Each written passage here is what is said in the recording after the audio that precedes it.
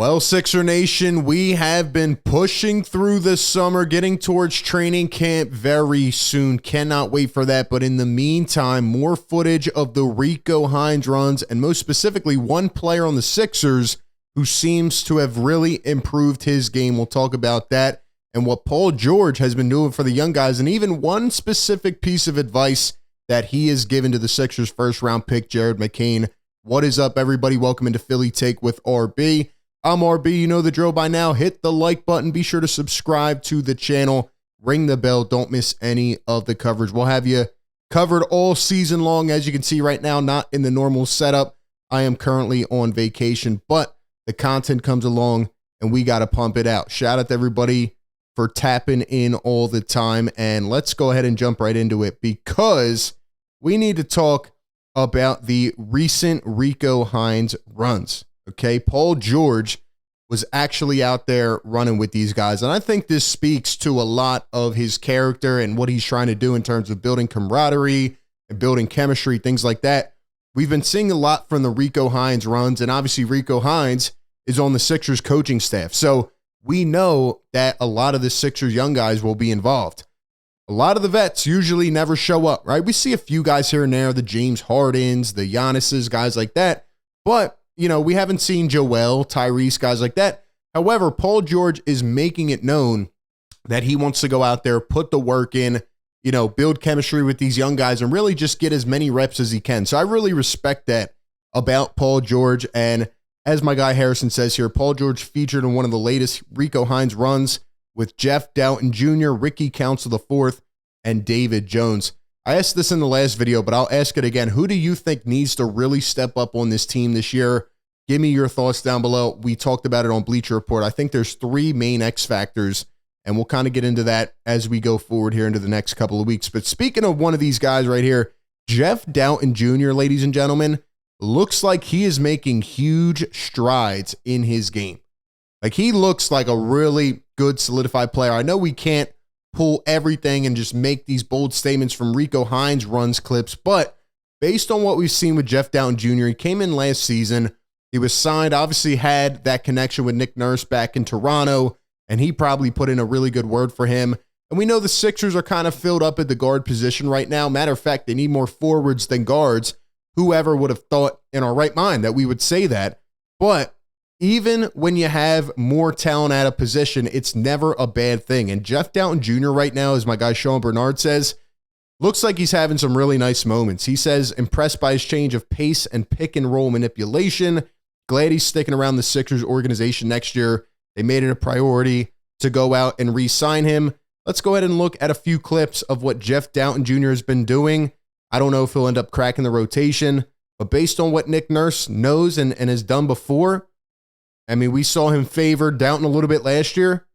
Really nice just flow to his game. Really nice start and stop there.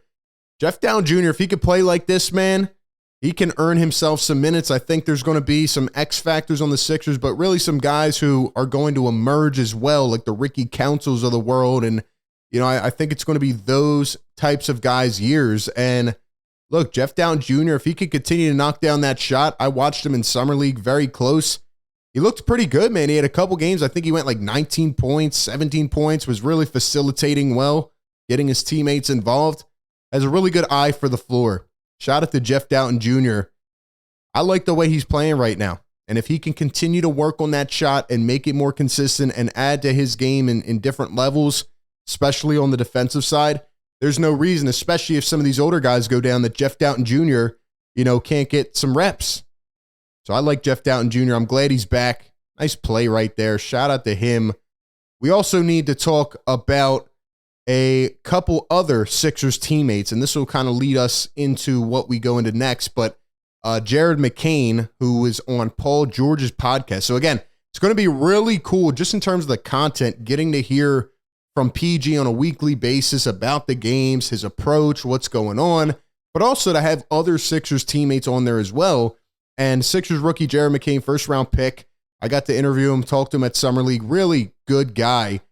He's known obviously for, you know, the off the court stuff, TikTok and stuff. He actually tried to get Tyrese Maxey on a TikTok, and Maxey declined the invite, but They're already golfing together, working out together, and building that connection. Who knows, might be the future backcourt of this team.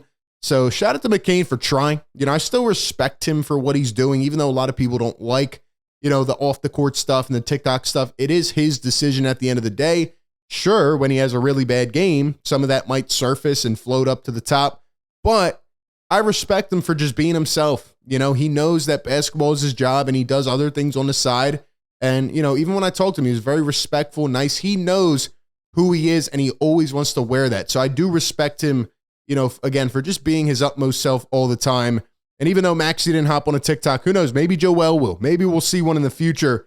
But I want to talk about what PG said to McCain because, again, Paul George has been heavily criticized for not showing up in the playoffs and, he has a bad night here and can he stay healthy and things like that, even though he's had a couple really good seasons with LA. But I want to talk about just his presence, right? I think we don't talk about that. We don't emphasize it as much. PG's going to be a hell of a locker room guy. And despite whatever people say about him, quitting, things like that, listen to what he says to a young guy on how to navigate his rookie season in the NBA. Just be authentic, man. We're going to gravitate around you. You'll gravitate around us. What you'll realize is this isn't college no more where it's 30 games. Yeah. It's 82 games. You know what I mean? Plus playoffs, plus post or preseason. It's a long year. So I think just be a sponge, man. Just be yourself. Be a leader as well. Like, don't look at just because you're the youngest on the team or you're a rookie that you can't lead in the locker room, lead on the court, lead in practice. I had this conversation with another rookie that just got drafted. We were training together and we were running and he was coming in last place while we're doing just little sprints in this summer. And I'm like, man, there's no way you should be the last person. Like, you should be first. Like, that's your way of leading. Mm-hmm. You know what I mean? So I think just looking at those situations where you can lead and you can be assertive. Does Paul George strike you as a guy that's not a good leader, that's not a good veteran locker room guy? For all the things that people say about him, that is some damn good advice to a rookie. This isn't a college season anymore. You are gearing up for the real deal. Be a sponge. Take in the knowledge. It's not going to be easy in your rookie year, but there's also going to be times where you have to lead. Maybe you coming off that second unit. Who knows how Jared McCain is going to play? Who knows how much he's going to play? But there's going to be times where this team is looking upon you as a first-round pick, and we're going to get around you, right? We're going to, some of these older guys are going to get around you and say, go take us to a win. Go give us 10 off the bench, whatever it is. This is great knowledge and advice by Paul George. And I love the fact that he's willing to be this open, right? There's been times and there's been players before where they don't want to, spew this kind of stuff to a rookie, right? You're a rookie. Stay in your corner. I feel like Paul George is really including him here and just, he's been that way since he signed. He's just said every right thing. And I just think, PG building that connection with McCain and some of the other teammates as well is just going to, make for a really good start to the season. So shout out to Paul George and hopefully Jared McCain can contribute. I'll ask it again. Do you think Jared McCain is going to play in his rookie season? If not, why'd you draft him? But if so, can he be a guy to really give this team a spark plug off the bench? I hope so. We'll end it off with Jayson Tatum because speaking of Paul George, I've been hearing for the last week, even though I've been on vacation, about, Paul George got locked up in China and this and that. And, we looked at the clip. It was so stupid. Are they keeping the same energy for Jayson Tatum? Jayson Tatum in China from Legion Hoops. All right, let's watch this. This is 10 times worse than Paul George, but I haven't heard a whisper about it. Misses a layup, gets it back, goes up, misses a layup again. Again, I don't know if this is like a celebrity event or a showcase. Jayson Tatum can't even make a layup. We're talking about Paul George not being able to beat a guy off the dribble from the three-point line, even though they were cooking in the game. And nobody wants to talk about Jayson Tatum. That's all I'm going to say. I'll leave it out there, and I'll leave it for the birds. You guys can talk about the rest. But, hey, man, at the end of the day, appreciate everybody tapping in. We will be back home soon and locked into the grind. I cannot wait for the season. I am so excited. I think this is going to be the best Sixers season yet, and we will see if it all pans out and how it plays out. Give me your thoughts down below. Appreciate everybody for tapping in. Be sure to like, comment, and subscribe. That being said, I'll catch you on the next one. Peace.